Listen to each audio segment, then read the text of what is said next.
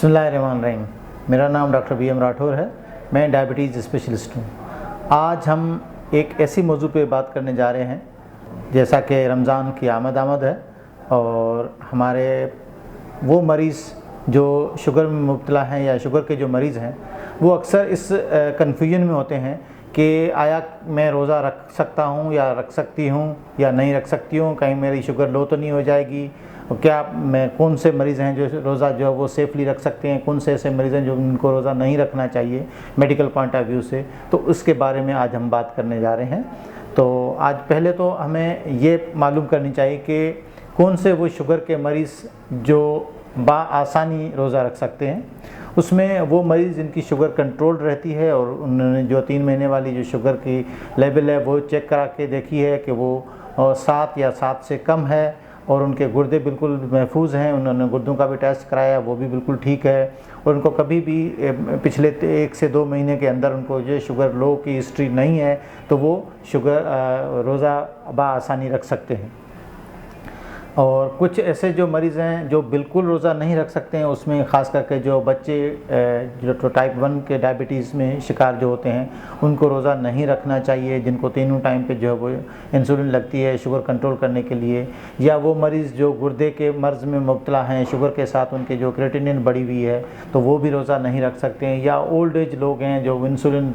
जो है वो मल्टीपल टाइम्स पे लगे रहते हैं, या 1 से 2 महीने के अंदर उनकी इतनी शुगर लो हुई कि उनको किसी और की मदद लेनी पड़ी या हॉस्पिटलाइज्ड हुए हैं शुगर लो होने की वजह से, तो ये पेशेंट रिस्की होते हैं रोज़ा रखने के लिए। तो अपना रोज़ा रखने से पहले अपने मुआलिज के पास जाके अपना टेस्ट कराएं कि आया वो सेफली रोज़ा रख सकते हैं या नहीं रख सकते हैं, पहली बात।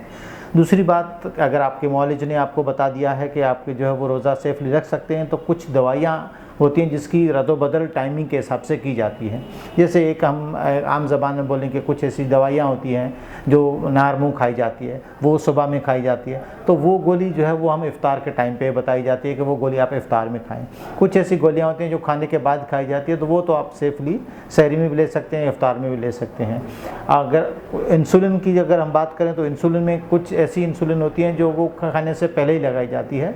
2 टाइम पे लगती है। तो 2 टाइम में जो हम सहरी का टाइम है जो लगती है उसकी जो पहले से जो लगा रहे होते हैं इसका हम 50% डोज कम कर देते हैं। इफ़्तार के टाइम पे हम जो थोड़ा सा उसका 5 to 10% डोज कम करते हैं, लेकिन वो इफ़्तार में आप वही रखते हैं। कोशिश ये करनी चाहिए कि जब रोज़ा खोलते हैं तो इफ़्तार करके ही उनको खाना खा लेना चाहिए। अक्सर हमारे जो है वो पेशेंट्स जब उनसे हिस्ट्री लेते हैं तब कहते हैं कि पहले हम जब रोज़ा खोलते हैं तो उसमें जो पकोड़े समोसे ये जो मुर्गन चीज़ें जो होती है वो खा लेते हैं, फिर उसको नमाज़ पढ़ते हैं, उसके बाद 2-3 घंटे के बाद जाके खाना खाते हैं, तो उसमें जो है पेशेंट्स की शुगर लेवल बढ़ जाती है। तो ऐसा नहीं कर देना चाहिए, उनको कोशिश करके इफ़्तार के साथ ही खाना खा लेना चाहिए,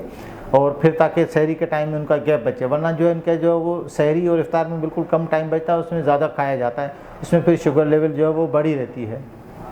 ऐसी चीज़ों करने से परहेज़ करनी चाहिए। और इंसुलिन वाले भी शुगर के मरीज़ रोज़ा बाआसानी रख सकते हैं, शर्त यह है कि उनकी शुगर लेवल कंट्रोल में हो। वो इंसुलिन का डोजेज अपने मुआलिज से ज़रूर पूछ के फिर लगाएंगे। जो आप रमज़ान से पहले डोज़ लगा रहे थे वो डोज़ नहीं चलेगा, उसको डोज़ को कम करना पड़ता है। कैसे कम करना पड़ता है ये डॉक्टर आपका बेहतर समझ सकता है कि आपको किस तरीके से, आपका वज़न क्या है, आपकी खुराक कैसी है और आप उसके साथ दवाइयाँ कौन सी खा रहे हैं, तो उसके मुताबिक फ़ैसला किया जाता है। और खाने की जहाँ तक बात आती है रमज़ान में, तो कोशिश ये करें कि जो मुर्गन चीज़ें होती हैं, पकोड़े समोसे फ्राइड चीज़ें, डीप फ्राई चीज़ें होती हैं, ये वैसे ही शुगर के मरीज़ के लिए ख़राब हैं, और रमज़ान में तो और ज़्यादा ख़राब होती हैं, क्योंकि आपका जो मैदा जो है वो इतना सारा दिन जो है वो आप जो है खाली मैदा रहता है एकदम, फिर आप मुर्गन चीज़ें तली हुई चीज़ें खाते हैं तो उसमें आपको एसिडिटी का भी प्रॉब्लम रहता है, शुगर लेवल भी बढ़ जाती है। तो कोशिश करके इन चीज़ों से आपको परहेज़ करना चाहिए।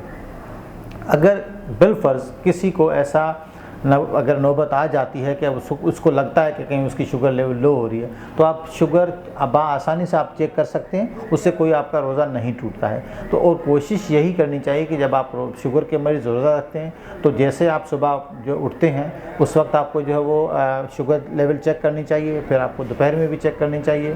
फिर शाम में आप इफ्तार से पहले भी आपको जो है शुगर लेवल चेक करनी चाहिए। जब तक आपकी शुगर लेवल आप मल्टीपल टाइम्स चेक नहीं करेंगे तब तक आपको पता नहीं चलेगा कि आपकी शुगर लेवल कितनी कंट्रोल्ड है। तो इन चीज़ों का आप ख़ास ख्याल रखें और इंशाल्लाह आसानी आप रोज़ा भी रख सकते हैं और आपकी तबीयत भी बेहतर रहेगी।